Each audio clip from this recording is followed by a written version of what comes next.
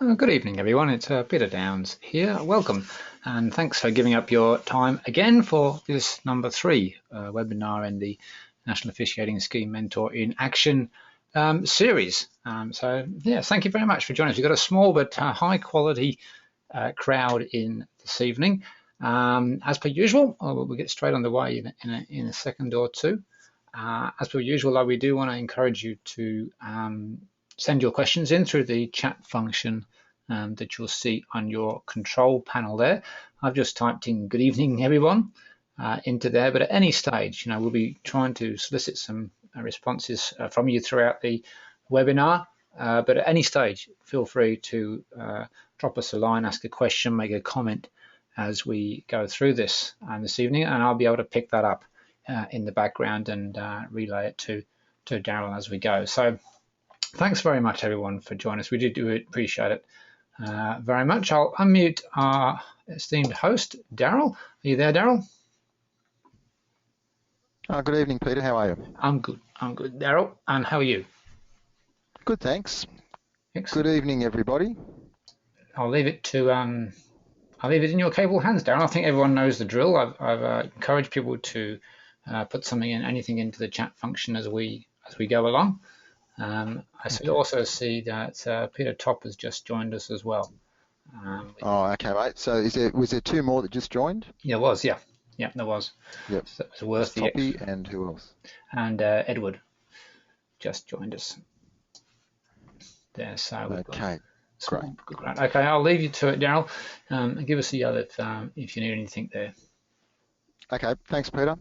Okay, welcome everybody to our final webinar as part of the education process.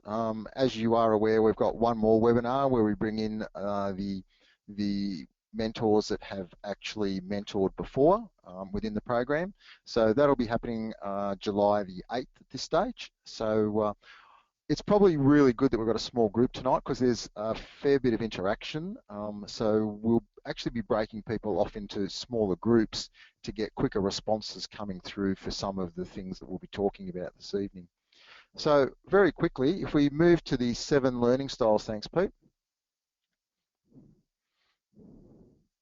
The next slide. Yep, this is where we sort of ended last webinar, where we talked about the preferred learning style of yourself and the preferred learning style of your scholarship official. Now, remembering that if we're not aware of the actual learning style of our scholarship official, we actually default back to our own learning style.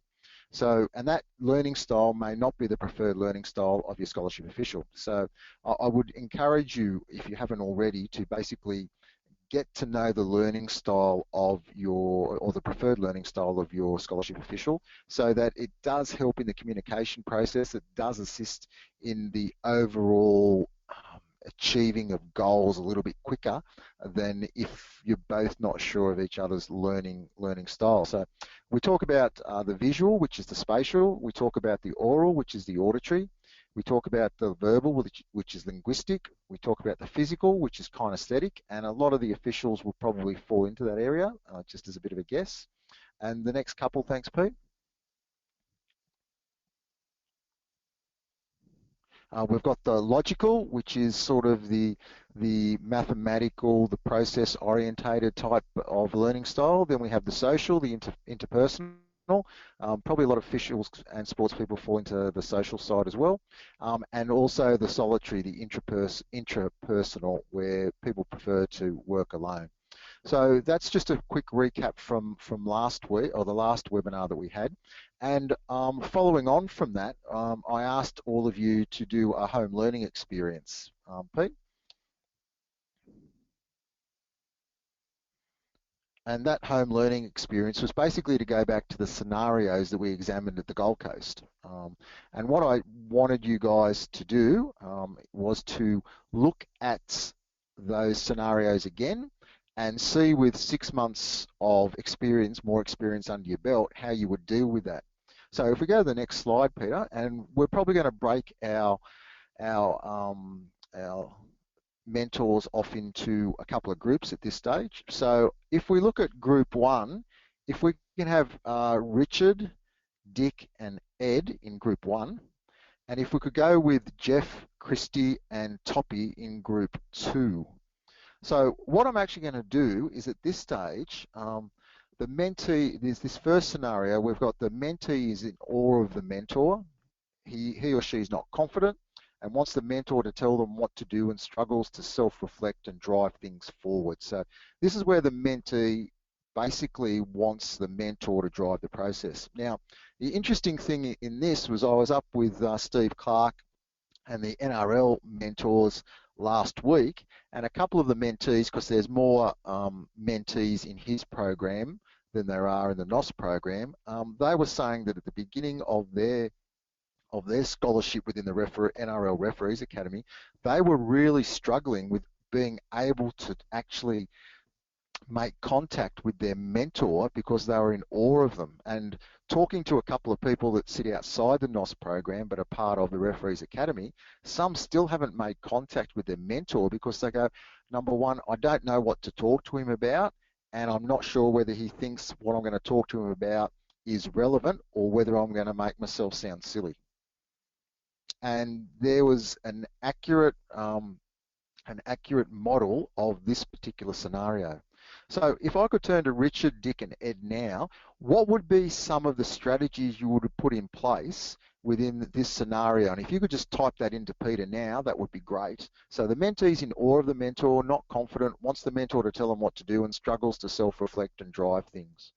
Now, this does not necessarily just have to relate to mentors that are presently active at a high level within the sport. This can happen with mentors that have recently retired or mentors that have retired many years ago but still have a reputation.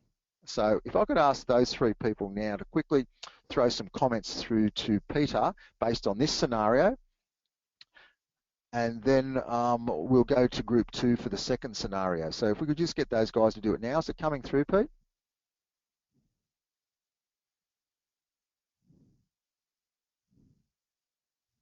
Not There, yet. Pete? Yeah, not yet, Daryl. Just waiting for them to come through.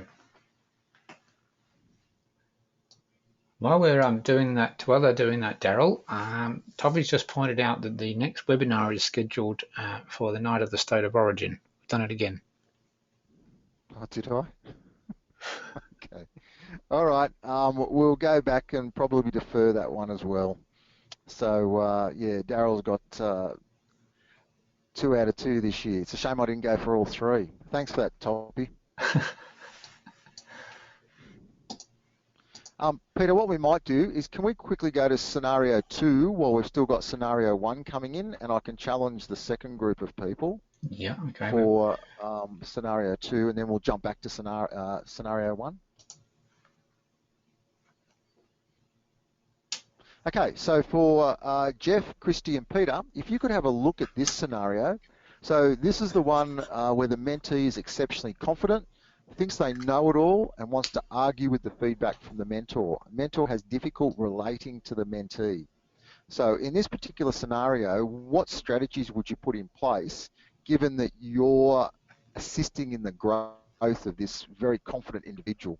And every time I've used this scenario about the mentee being exceptionally confident and a know-it-all, many officials, especially at the semi-elite and grassroots, can relate directly straight to an individual.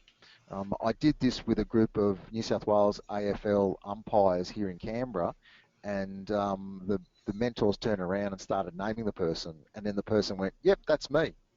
So if you could look at some strategies while we talk about scenario number 1. So by now, Pete, you should have a couple of comments back, and if we could just skip back to that scenario, mentee number 1. Thanks, mate.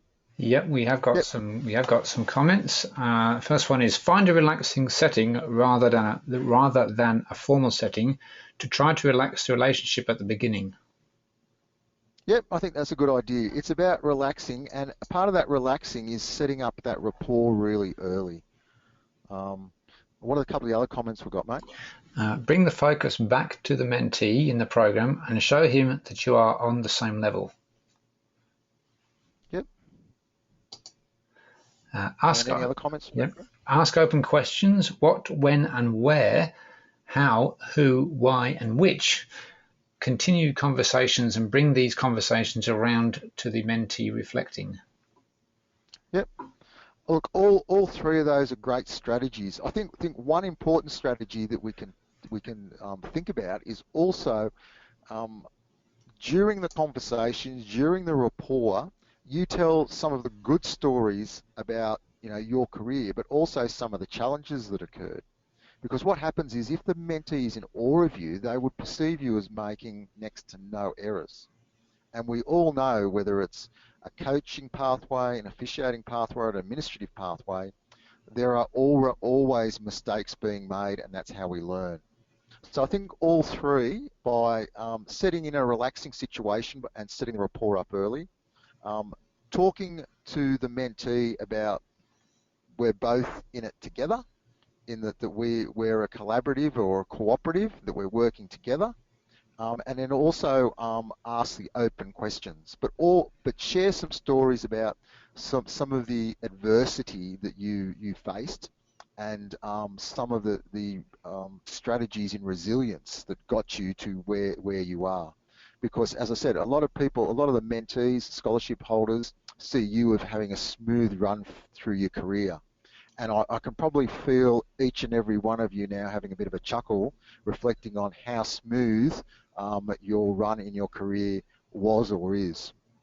Okay, scenario number 3, can we go to now, mate, Or before we go back to 2? do you want to go to 2? Yes.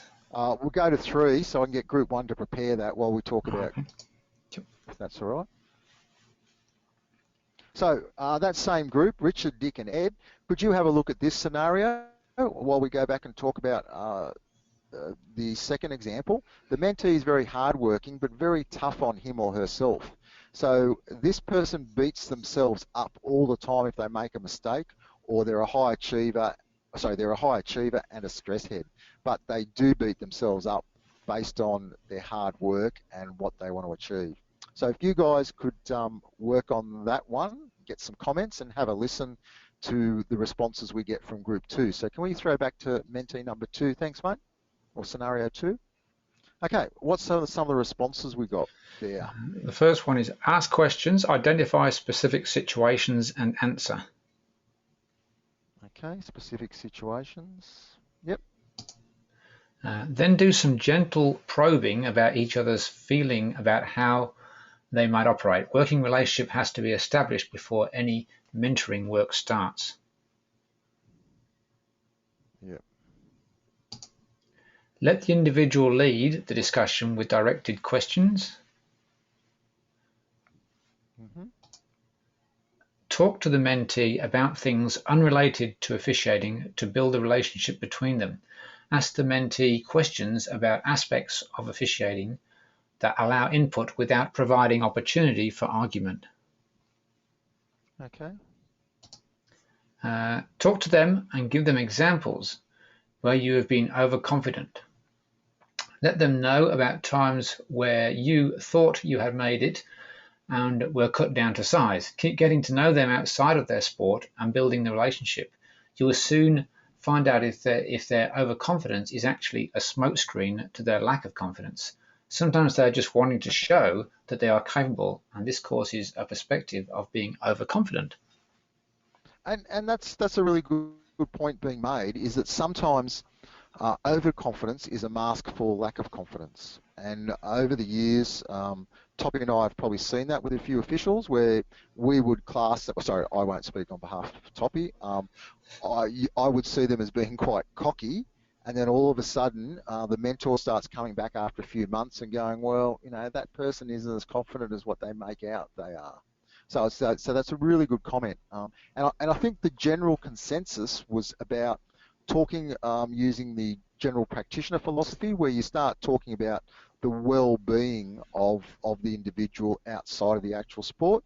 If you do remember this, this scenario was where this particular coach, so he wasn't actually an official, this coach was extremely cocky and arrogant and had an answer for everything. So I think that the strategies that you guys talked about asking questions, talking about specific situations, gentle probing, trying to work on a relationship, talk about the things, other things to the mentee about things, and then make an assessment whether the overconfidence is actually their personality and whether you can deal with that given your personality, or whether it is a smokescreen for that lack of confidence which was mentioned. Any other points from group 2 that they'd like to raise? Nope, that's it. Okay, let's go to mentee or scenario 4, mate, so we can get that group to prepare responses for 4, and then we'll jump back to 3. Okay, so in this situation, and this is the same group, Jeff, Christy and Pete, the mentee has been deemed not yet competent and seeks advice from the mentor on what to do next. Now, the important thing in this scenario to note is that this official really wants to give it away. So he or she feels like the system has screwed them over and they've been deemed not yet competent for whatever reason, but they're seeking advice from the mentor what to do next, but they really want to throw it away because they've invested 10, 12 years into the sport, and for whatever reason they've been deemed not yet competent for the next level of accreditation on their pathway of their learning continuum. So, mate, if we can go back to scenario 3, and let's get some responses from Richard, Dick, and Ed about this mentee is very hard working but beats themselves up a bit. Discuss and tell him of the mistakes that you have made and find a solution to fix mistakes. We can work together to address these mistakes and the stress is in putting him and a stress that is putting him under. Yep. Use personal experiences to try to demonstrate how you achieve success with a calm, steady process rather than having to get it right first time as they want to do. Everyone is going to make mistakes. Discussions should be held around why a mistake or error was made and ensure that this does not happen again. It may be a technical problem which should be addressed by a coach. Ask questions around why they are beating themselves up. Are they focusing on an outcome, not a journey? Mm-hmm. That was it. Okay. We've found over the years that a lot of the scholarship holders do beat themselves up at different times, basically because as we've grown up through the generations, our parents have tried to protect us from making mistakes, even though we've mentioned before that when you do make a mistake, that is the biggest change in behaviour whatsoever. So to make mistakes is good, but as mentioned here, to make the same mistake over and over and over, there has to be an intervention. Okay, so it's about dealing with the stress head. Now, is that person got a personality that is highly strung? That could be one thing in a nutshell, is that the person could be highly strung. Now, the situation that you have to make a call on is that, are you a calming influence on this person as a mentor, or do you actually rev them up based on your personality? So do you add fuel to the fire because of your personality, or can you come and be more of a calming influence? I think the point about the outcome versus the journey, in the actual scenario, you probably don't remember, that's what it was about. It was about what do you want to achieve in the journey as opposed to the immediate outcome. And not every practice or every training or every performance is going to be perfect. What you've got to try and do is look at that perfection or excellence, probably excellence instead of perfection, striving for excellence. You want that excellence to occur at the main junctions that are required. So, appointments to semi-finals, appointments to finals, etc., or the person being the very best under-8 rue-ball official that they can be. So, yeah, I think it's about the calming influence. It's about talking about times that you were stressed and how you manage the stress. And then in our program, if that continues, then it has to be a referral. You should suggest that your mentee go and talk to John as soon as possible to basically enact some interventions that would assist in them not becoming a stress head. Any other comments from the floor there, mate? No, that's it. On that group? Okay, can we go to the last scenario and get that group to prepare the last scenario? And then we'll go back. Yeah, is that right? Yep. Yep. Okay, so that group that just responded, I'm starting to get myself mixed up here. Your mentee has performed consistently poorly over a number of weeks and has been dropped from officiating at the top level. Your mentee believes that the officiating assessor is out to get them. Dick, the scenario was written before we even talked about stuff. So your mentees performed consistently poorly over a number of weeks. It's not exactly what we talked about, Dick, but it's, you know, a similar scenario that has happened in the past. Been dropped from officiating at the top level. Your mentee believes that the assessor's out to get them, which is a bit different to most cases where it's based on performance, but they've got a perception in this scenario that someone's out to get them. So if that group could prepare that response, and then we go back to the previous group. Okay, so Jeff, Christy and Pete, your mentee has been deemed not yet competent and seeks advice from the mentor on what to do next, and they're ready to throw it in, and they're a decent official. What are some of the responses we've got from that group? Help identify specific areas that may need to be addressed and how they might take the necessary change. Yep. Ask them about how this fits with the current picture of their life as a whole. Talk to them about setbacks in their own career pathway. Ask them about all of the contacts they have available to them for support and refer them. Discuss outcomes of all the available options and ask them what they want to see. Yep. Anything else, mate? Yep. Again, if you really show them when you've been knocked down, there are always similar times. Then think about different strategies. Ensure that their goals are relevant and process-based rather than outcome-based. Then ensure that they are actually listening to why they are falling short and willing to work with their coach to address these shortcomings. Chat about their personal lives to see if there are other things that are standing in their way. They can be dealt with, or that resources can be suggested for. My example is easy in that that is to remind them that it took me 14 years to get a contract. Officiating is a game of patience and persistence, and they need to be willing to tough it out. Patience and persistence, or Game of Thrones? Persistence. Look, great responses. Okay.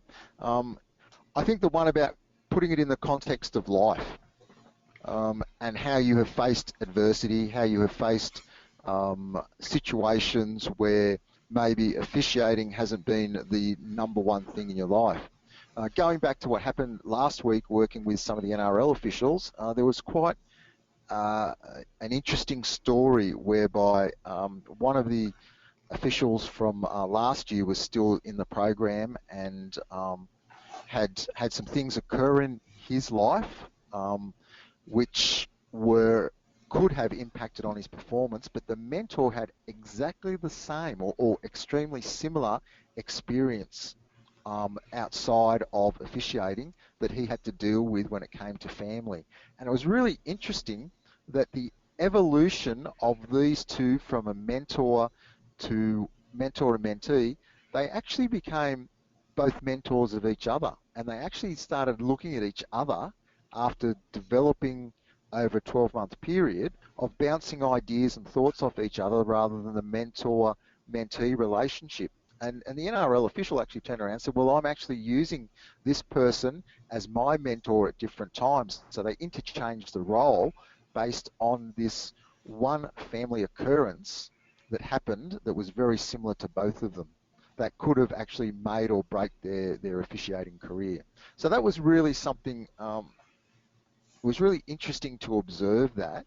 And all I did was ask a couple of questions and then they just ran with it, which was really good for the group to see as well. So I think to put it in the context of life, I think also about being knocked down and how you brush yourself off and get up again. I think the terms about the information about the goals as opposed to being outcome based, process based, but then also the revision of the goals based on that, because some people just believe when they set their goals that it's just one pathway and zoom we get there. To me, the most important thing in any goal setting is the constant review, changing, and evaluation. The personal life and the patience and persistence over the 14-year period, I think, is a great example. A great example. Now, I had a goal in my life since I was about 18, and I didn't achieve that goal till I was 42. 42. So, I don't know whether that's just blind, dogged perseverance or whether something I just achieved it over a number of years. So, thank you for that, group. Oh, one thing I do want to say in this particular scenario is when there's assessors, and a lot of you do change hats from being a mentor to assessor to referees, coaches. I believe it's really important with all assessors, especially when they deliver the not yet competent, that's really important that they leave something with that person. There has to be a hook, something along those lines that the person's left with, rather than, oh, you're not yet competent, thanks very much for the day. So the assessor has to leave those people with something, whether that's a referral back to their mentor, whether it's a referral back to themselves for another assessment as part of that task. Something has to be left. Okay, last group. Scenario 5. What do we get, Pete? Yep, we've got poor performances can be identified by the mentor and coaching advice sought, but get them to focus on their performances and why their standards have slipped. Honesty between mentor, coach, and mentee is essential. Keep the appointments officer out of any discussion. Yep. Has mentee self-assessed after each match, and would they agree with the assessor? Opportunity to review and practice areas that need to be worked on. Has mentee had a conversation with both the coach and assessor to ascertain areas of improvement? If mentor has been in a similar position, what did they do in this situation? Mm-hmm. And finally, discuss the performances and come to an agreement as to the level of his performance if it was poor. Reassure him that we can work on these issues. Turn the perception of the assessor being against him around and use it as a positive if we can. Talk to assessor and see what he has to say. Focus on what he can fix in terms of performance. Okay, based on that last one, as we mentioned before, only talk to the assessor if there is permission from the mentee. Because what happens in this scenario is the mentee could be using you, the mentor, as just a sounding board to vent. And that could be just the starting point. So basically, in any type of referral, be sure not to forget about asking for permission for that to occur. In this one, there may be some hard love. Hard love may have to occur, especially if you've been watching some tapes or you've actually watched the official perform and they're not up to scratch, they're in a bit of a slump. Sometimes the hard love may have to occur. So it's the constructive criticism or the constructive strategic questions that may get them to sort of agree, well, their performance has dropped. The self-assessment's quite good.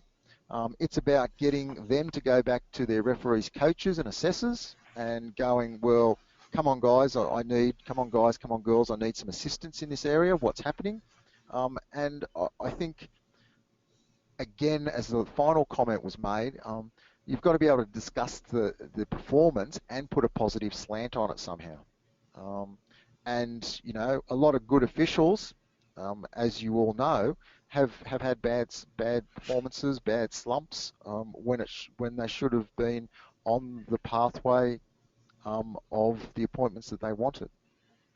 So in all of those 5 scenarios, as I've mentioned before, that's actual things that have occurred over many, many years within the program itself. So it's really good that we were able to discuss these again after having those 6 months under your belt. Now, the interesting thing would those comments have been the same in February as what they are now? And I'm happy for people to turn around and go, yep, it would have been, or no, it would have been more technical than the general practitioner concept. So I'm quite happy for people just to throw some type letters through to Pete now. Or words rather than typed letters. Words would probably be better, wouldn't it, Peter? Probably. So the question to me, would you have given the same advice, the exact same advice at the beginning of the year to now, or what things have made you reflect more on?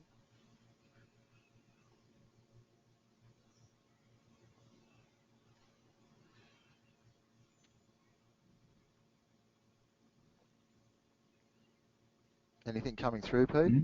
Not yet, no. Or are they all on their shopping sites? All right, we might continue and we might talk about that as they come in, mate. So if we could go to listening.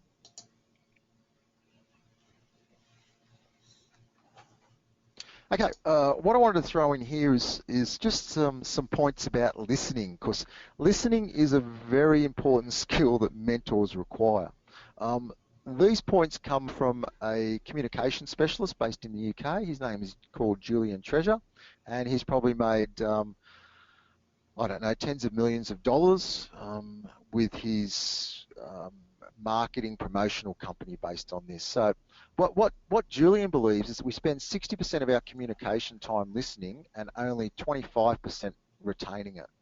So 60% of our time listening, but we only retain about 25%.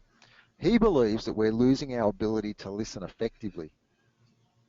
And what's he's basically saying is it's hard to listen as the world has got very, very noisy.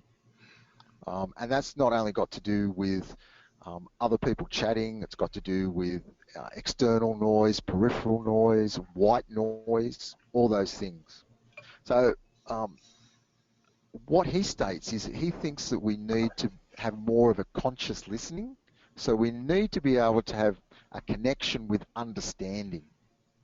And again, we've all been in situations where we thought we were listening, but got caught out really badly because someone challenged us or challenged you on the other 75% of the content that you actually didn't retain based on that figure of 25%. Next one, thanks, Pete. Now, we've got a few comments coming in Yep. about what they would have done. Do you want me to read them out? Yes, please, Pete. Okay. Yes, I would have given the same advice earlier this year. I believe I would have given the same advice. Perhaps at this stage I'll be less technical as February. Okay, good. Thank you. Definitely would have been more technical. I have really realised the difference between a coach and a mentor. Mm-hmm. I probably would have Okay. been, and sorry, John, Sorry. it's probably one of those in No, a go on, similar. I probably would have been more technical earlier in the year than now. mate. Well, that's a great shift and a really good self-reflection, I think, because that's what we find with new mentors coming into the program. And a mentor from a long time ago basically came in and said, look, he thought he was one of the hottest mentors that there ever was because he came in and he just gave him technical advice, technical advice, technical advice. And it wasn't until October that he realised that that wasn't his role. And once that realisation came, he sort of said, well, he was really challenged then because he wanted to do a second year because he wanted to try and get it right, which was really interesting comment from a past high performance official from a large national sporting organisation. And from that moment on, we shared that story a lot of the time with new mentors coming into the program. Okay, thank you for those responses. Back to the listening. So Julian Treasure believes that there are 5 exercises to improve your listening. So some of these I've tried and it's quite interesting. So silence, 3 minutes a day of silence helps you reset your ears.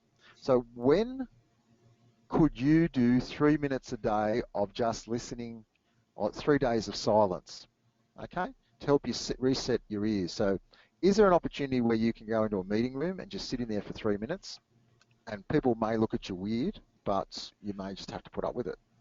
So it's about exercising yourself to reset. Then the mixer. If you're in a noisy environment, listen to the channels of sound that you can hear. How many different sounds are there? So it's about breaking down the noise within the environment you're in. And then do you hear, Mildred up in the kitchen talking about something? Do you hear the microwave going on? Do you hear the phone going down, someone's phone ringing down the corridor? Do you hear the photocopier churning over? So it's about differentiating the different sounds that create the noise within your environment. Savouring. It's about enjoying mundane sounds. So I found this really interesting because it's all really left field type of stuff. And that's why I thought I'd present this. And actually, Pete was the person that put me onto this guy. Peter, what did you find from Julian Treasure? I mean, you found him on YouTube, I think? On TED. It was a TED Talk. He's got a very good website, but if you can look him up on TEDx, he goes through all of this sort of stuff that Daryl's talking about now, and it is very interesting. Yeah. Yeah, it's not the normal active hearing or active listening type stuff. And I thought 5 exercises. Even if it doesn't work for you, here are some strategies about improving your listening. And then listening positions. Move yourself to a listening position or utilising your listening filters. My listening positions a lot of the time in meetings are sort of going forward and closing my eyes in some respects. We used to have a guy in our meetings that used to do this quite a lot, and we actually nicknamed him Noddy because he had a very, relaxed listening position in meetings most of the time, and Secret Santa actually gave him no-dos and some Barocca for Christmas. So that was that person's listening position. I'm probably looking at more positive things about upright, straight back, posture, etc. etc. Okay, next slide. Thanks, Pete.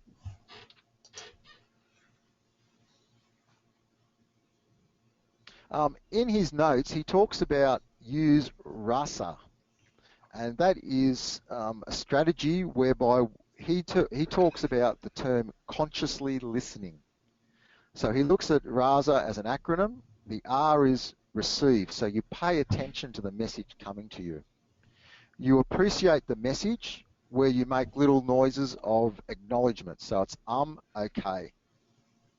We then do the summarize, so use so to summarize, and then we ask questions afterwards, sorry, not backwards, ask questions backwards. Ask questions afterwards, okay? So I thought that was a really good, simple thing to fall back on when we're trying to consistently listen a lot of the time when we're preparing questions and then listening to the responses coming from our mentee. So R is the receive, so pay attention to the message. Appreciate it by looking at the acknowledgements of the and the okay. Then do a little bit of a summary using the word so, and then ask some questions back about the content. And it's about consciously listening. So he doesn't use the term active listening, active hearing, all that type of stuff. Okay, next one. Thanks, Pete. So what I will do is, that's just a little bit about Julian. That's all I want to talk about listening. I just wanted to give a couple of left field ideas and also something like rasa that you can actually think about. I'll send this link through to you guys, or the TEDx one, and you can actually listen to him if you're interested in what he's got to say. And I mean consciously listen to him. Okay. All right, thanks, Pete. Next one.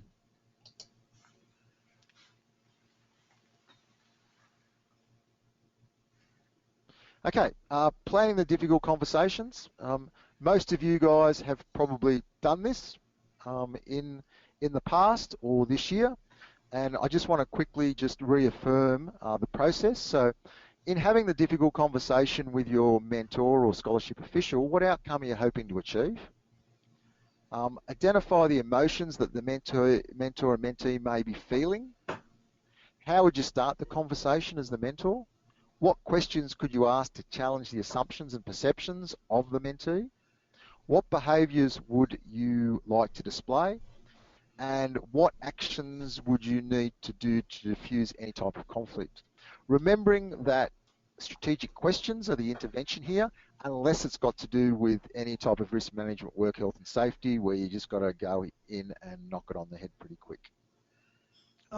Next slide, thanks, Pete. Okay, so tips for giving the feedback, especially the tough ones, okay, the difficult conversations. Choose the right time and place. If it's not the right time and place, then you're not going to get any type of outcome. I think start and finish positively, but that comes back to the arrangement that you would have had with your mentor and how they want feedback to be given. Use the questions, don't overload, and be honest, especially when it's going to be the constructive criticism. Next slide, thanks, Pete.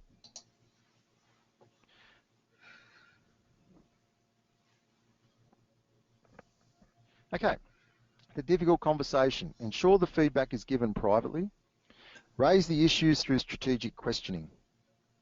Be precise about what is or was the issue, okay? And never ever use the some people think or others have questioned, okay? Be exact with the feedback. You know, there's nothing worse, I find, than someone gives you feedback and they go, some people think. Tell me who those some people are. No, I can't. Well, don't give me feedback unless you're prepared. Is it your feedback? Is it something you've thought about? And as a coach in those situations, I always remember giving feedback to, my captain wanted to come up and give me some feedback. And his feedback was, some people don't think our offenses are working well. Okay, who are those some people, mate? Are they players? Oh, no. Who are they? Are they your club people on the sideline that want my job? Oh, well, no, who are the some people? Okay, let's not talk about it until you're prepared to tell me who the some people are. Okay, so let's move on to the next point you want to talk about, unless you're prepared to give me disclosure. Or is this just something that you've put in your mind that you are talking about? Okay, let the mentee have their say. Be prepared for emotions. Now, some of you may have been through all that yet. Could I get some people to respond yet? Have they had to deal with above average emotions already this year, or has it been quite steady for you all? If you could just throw in an example of what you did if the emotions were running a little bit higher than usual. Discuss the issue and not the person from its observable behaviours or reports to that effect. Okay, so it's about, here are the behaviours that have been observed, rather than I think you did this. Okay, and there's a big difference between I think and I observed. Or these are the observations made by that have been given to me, and they name the person. Provide options to move forward to meet the outcomes outlined in the mentor-mentee agreement and or their goals. Okay. Any feedback there, mate, about dealing with emotions? No, it looks like everyone's pretty cool. Okay. Are there any examples of difficult conversations that people have had? If they could just maybe share that very quickly of how they dealt with a difficult conversation, just in dot points would be fine.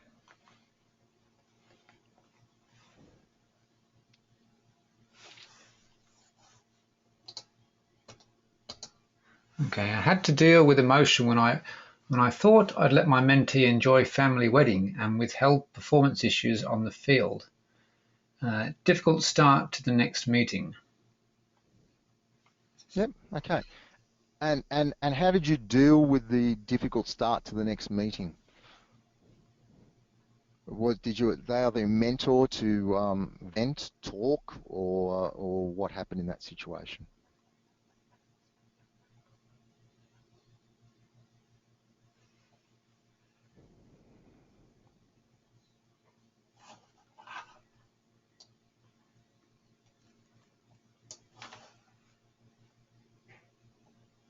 Coming through, Pete? No. Not yet. Okay. All right. Well, we might wait for that response to come through. So basically, guys, if we go to the next slide, I'm I'm done. We've covered all the content that's required of us to get you through to the Sports Commission's mentor training certificate. Probably the housekeeping that I need to talk to you about is that we're scheduling a face-to-face meetings or phone calls. They're actually not going to be face-to-face. They're going to be phone calls by the mentor support team. So there'll probably be one a month, starting in August and September. So expect to hear from your mentor support team member. Toppy's reminded me that I've done it again. So the 8th of July is a professional development webinar. That is, everyone's invited to attend that or watch the replay. And that's what we've tried to do with the flexibility of having the webinars, that people can watch the replays. And then we have the final NOS workshop, as mentioned at the workshop in Melbourne. Venue will be AIS. Last weekend in November, that will be confirmed by both Ash and Ben, and information will follow a little bit later in the year. So probably, did we get a response back, Pete? Only open with my in response to the previous example and your comment. Open with my strategy and then let her explain why they disagreed. Yep. Okay, that's good. That's the empowerment. That's the empowerment side. So well done on that one. All right. So the final word is the next slide for this part of the webinar series. First of all, I want to thank Peter Downs. Again, Peter and I, we probably worked out what was happening with the slides. We believe that there was a system upgrade, and there hasn't been a patch on the system upgrade, and that's why we're having problems with the size of the slides. Is that what we came to, Pete? Yeah, something along those lines, I think. Yeah. Yeah. And I'd also like to thank you, the mentors, and I'd also like to thank Toppy and Nunny for their support during the whole year with the program and supporting you guys. So you're at about 8:50 now. So thank you very much, guys, for your commitment to the program, and also the time allocation for these webinars of an evening after hours, because I know how busy you all are. For those people that will be watching the replay, thank you to you guys for making time also to fit the 3-part series into your scheduling. And at this stage, I believe that the majority of people, except for the ones that haven't seen all the replays, will be receiving their certificate at the end of the year based on their mentor certification. So thank you, Peter. Thanks, Toppy, and thank you, mentors. I'll be in touch with my gang later in the year. Peter will be in touch with his gang, and Nunny will be in touch with his gang also. And I will probably be speaking to you around the 9th or 10th of July rather than the 8th. And we'll meet up with each other face-to-face at the end of the year. All I can say is the year is flying. So best of luck between now and the end of the year. And this becomes a challenging time for a lot of the mentors, because your officials get into semi-finals and finals of the winter sports, or your mentees, scholarship officials, begin this season when it comes to the cricket. So best of luck, and the mentoring support team is only a phone call or an email away if you require assistance. So thank you very much for this evening, and we will be in touch. Thank you. Thanks, Pete. Cheers, Daryl. Thanks, everybody. And we'll catch you soon.